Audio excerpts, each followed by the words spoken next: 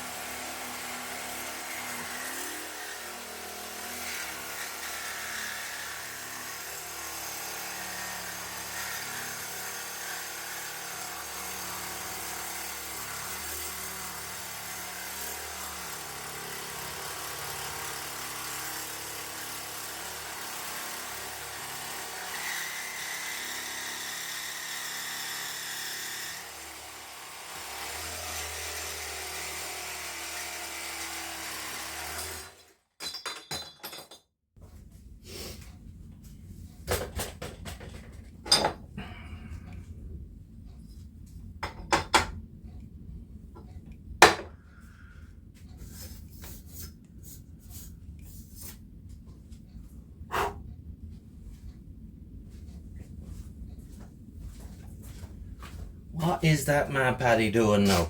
I hear you ask.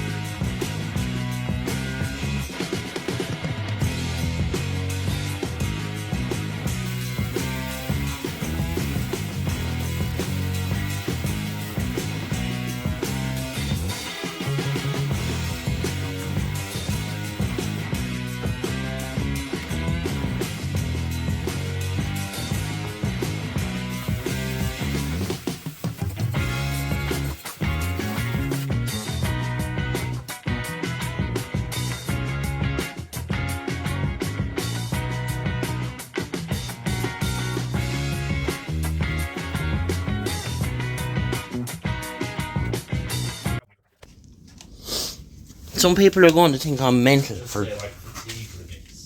Shut up, Matt. For doing what I've just done. Sliced open this Slabby tank.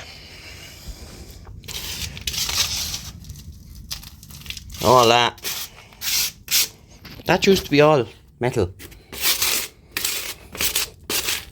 And more and more and more. You see guys doing projects with these things.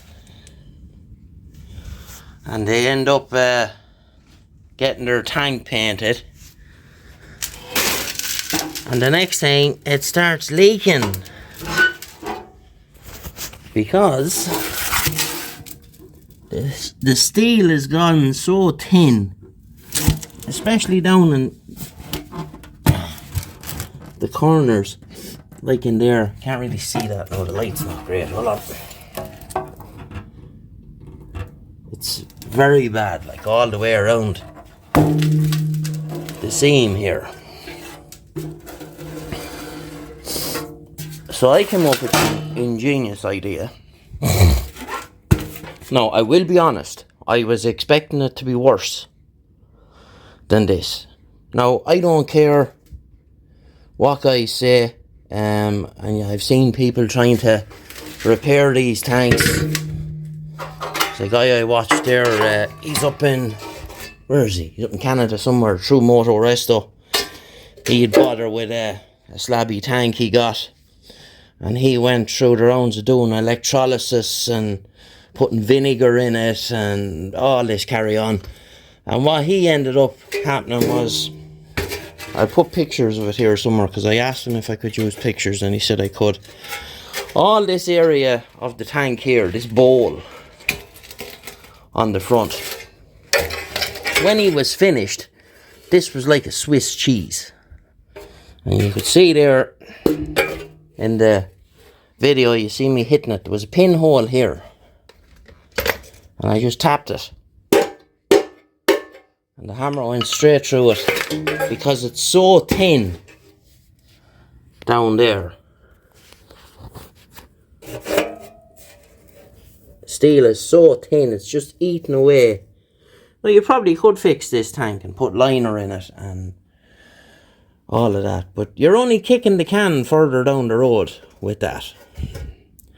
Now, the main reason as well, on a, like what I'm doing here with this, I have pod filters, so I've no need for this here, right? So I want some more capacity. So I came up with the brainwave, and what I'm going to do is I'm going to make an aluminium fuel cell that sits in between the frame rails there, and mock it all up in cardboard. And I'll come back to you then. That's why I cut out that brace at the start of the video.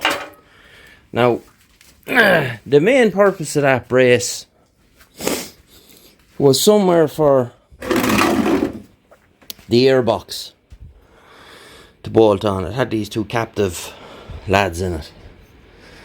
So it's there, that's where it was. You can see all that. I've braced up all this. So what I'm going to do, I'm going to modify that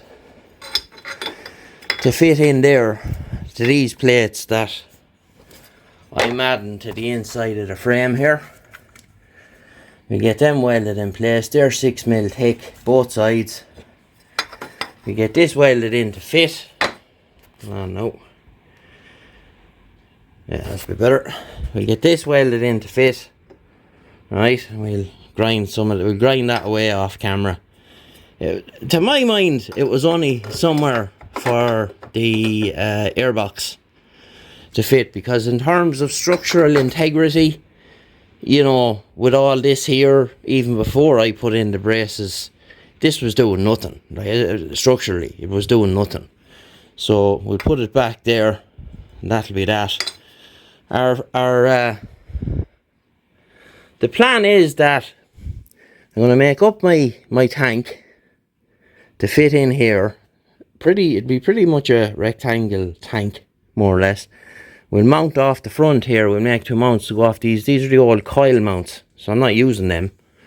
So I'm going coil and plug, and then we have the two mounts in the back of this is where the rear of it will mount.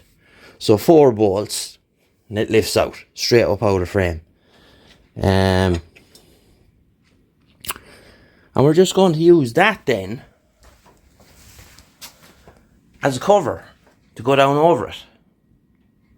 We'll tidy up all that the way I cut it. It was just to get it asunder.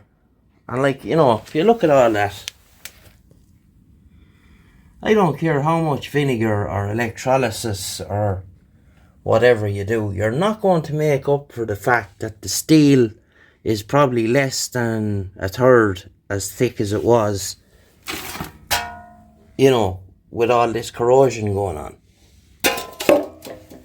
Like, it's, you can see it there, it's where it's eaten away at it over the years, you know, the fuel. And of course with the modern fuel, it's going to eat away at it even more. So what we'll do now is we'll get cracking with the cardboard, and we'll get our tank. Well, we have to take a lot of measurements now first. We'll put this back on the frame, take a pile of measurements, and see where we're going to go from there. You see the back of that there is very, very pitted, you know. So what we'll do is we'll clean up all this as best we can, and we'll paint it on the inside so as it won't rust any further. It's interesting to see that the tank is actually was made in 2 halves. I'd have thought that they just pressed the top of the tank in one piece, then put the bottom in and just seam welded it around here. But no, it's made in 2 halves. Interesting. And there's your breather set up. But I just wouldn't be comfortable, because that, you know, no matter what you go to do with that, it's going to leak at some point down the road. And, you know, you go to the rounds of spending 40 or 50 hours getting all your bodywork ready and painting it and get a real nice finish on it, only for 6 or 8 months down the road for it to start leaking fuel. No. And, you know, especially if it's going to start leaking out of the bottom here, hot fuel dripping down on top of a hot engine, it's not a good idea. So anyway, I'll get moving here and take some measurements and see where we're going to go. Okay, so I got a bit carried away. And this is what I've come up with. Very simple coffin tank.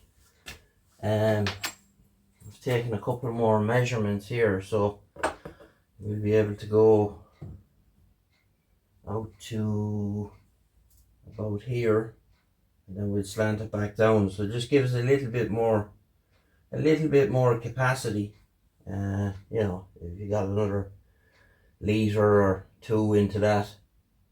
The capacity of this, from the calculations I've made on an app, is 19 litres, which is the same as the stock fuel tank, 19 litres. So yes, it does stick down here, but I don't care about that because there's plenty of capacity in it. It's miles away from the engine, and what we'll do is we'll make up a mount at the front using the old coil mounting points on the frame, because we won't be using them. And then this piece that we cut out of here is going to get welded in here at the back of the frame, so the tank will mount onto that, and it'll be rubber mounted 4 bolts, and you'll be able to whip this off. And then of course the other tank just sits down on top of it as a cover. And what we'll do is we'll clean up all the inside of that, and we'll get it all nice and clean, and we'll etch prime it and paint it. It's possible to show it on the camera because I can't get the angle. It's very rusty down in here where it's all seam welded. So I was just afraid that no matter what you done with it, or put these tank coatings in it, which I don't really like, that you you know, I go to the rounds of doing the body work on it and painting it, and the next thing it springs a leak somewhere. Which wouldn't be the end of the world, but just annoying after going to the rounds of painting it and then having to fix it and paint it again. So I just decided, no, we're going to alleviate that problem by, so that's it's on there, perfect. These will be welded, so you'll have 2 bolts here, and I'll make a mount that goes up the front here, a couple of bolts, so 6mm Allen key. You'll have that off in 2 seconds if you need it off. I have a sender sussed out for it. It's like a vertical sensor, it's like a pole, which will bolt in on the top of that.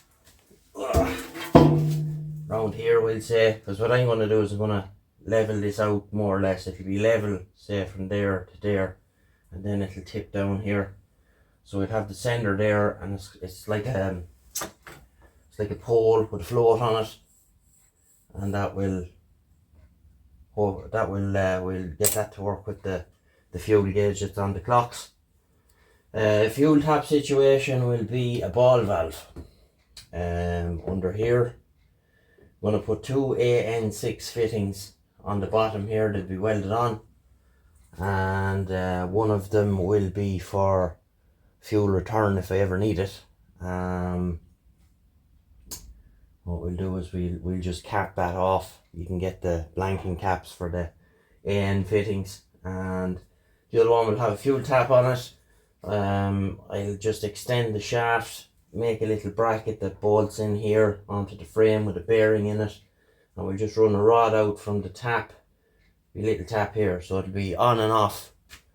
You know, if you turn the fuel off every time you stop, which should be something I do anyway. You know, I just gonna use a simple 1/2 inch 10mm internal diameter ball valve. You know, high flow. I just don't see the point in buying the likes of a Pingle tap and spending a couple of €100 doing it. This will be the same job. So yeah, it'll be plenty of fuel flow to the tank. We just put a little breather on it here with a one-way valve, and same setup as what's on the stock tank. I can connect it to that if I wish. Probably what I'm thinking about doing now is the fuel cap. The tank will have its own weld-on neck with a screw cap on it. So either like a big aircraft style filler cap that has a hole, say that diameter in it, that I can get my fingers in to take the lid off. Or failing that, I'll go to the scrapyard, I'll bring the cordless grinder with me, I'll find something that has a nice fuel flap door on it, and cut it out, and cut that out, and weld it in there, and you just have a fuel flap rather than a lid, which might look a bit neater than, you know, might look a bit neater than having an aircraft style filler. No, I wouldn't say no to the aircraft style filler. They're nice, you know. We'll see what happens. That's a long way down the road before we need to worry about that. So anyway, what I'll do is I'll make some measurements here and see how this is going to work. And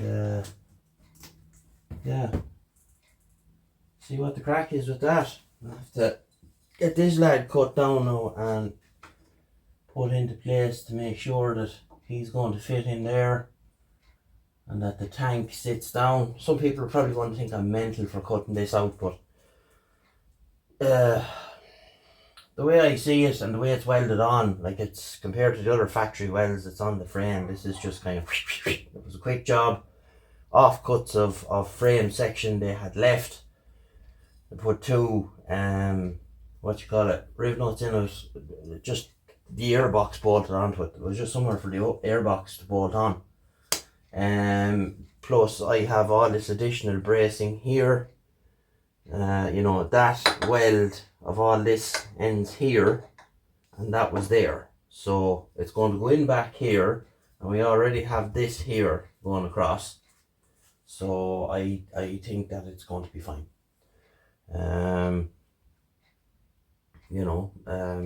If you think not, and that's fine, I don't care.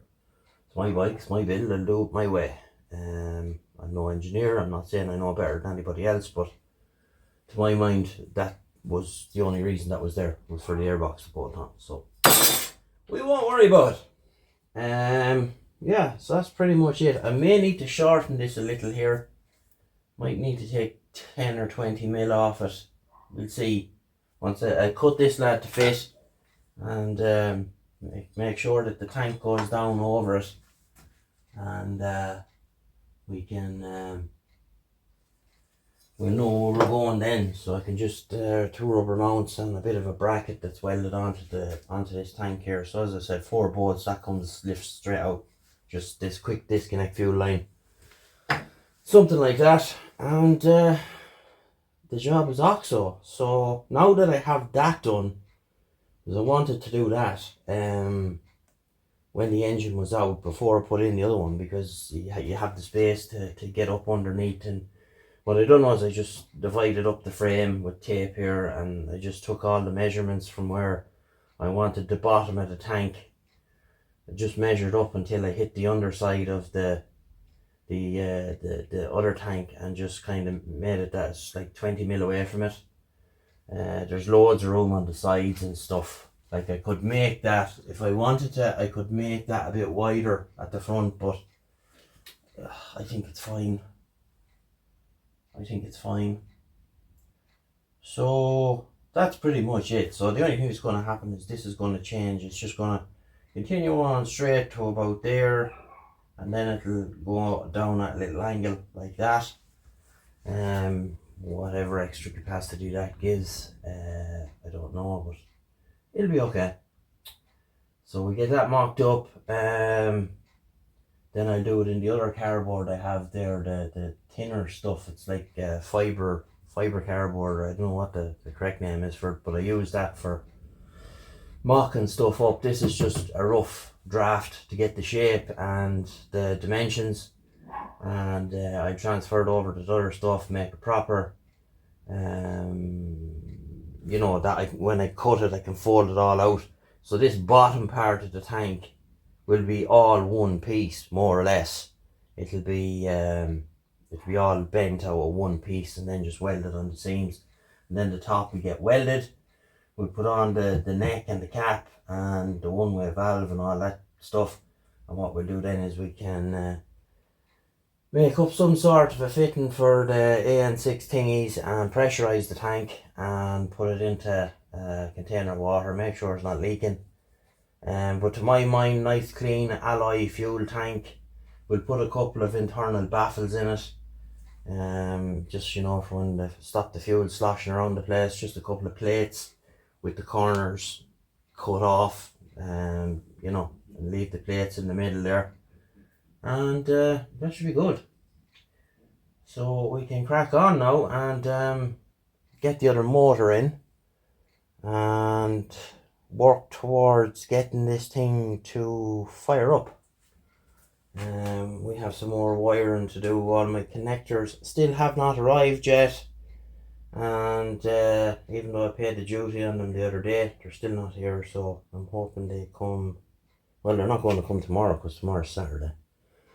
Tomorrow is New Year's Eve, I think.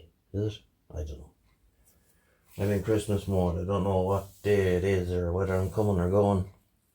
So that's pretty much it. That is where it's going. So we'll leave there for this video.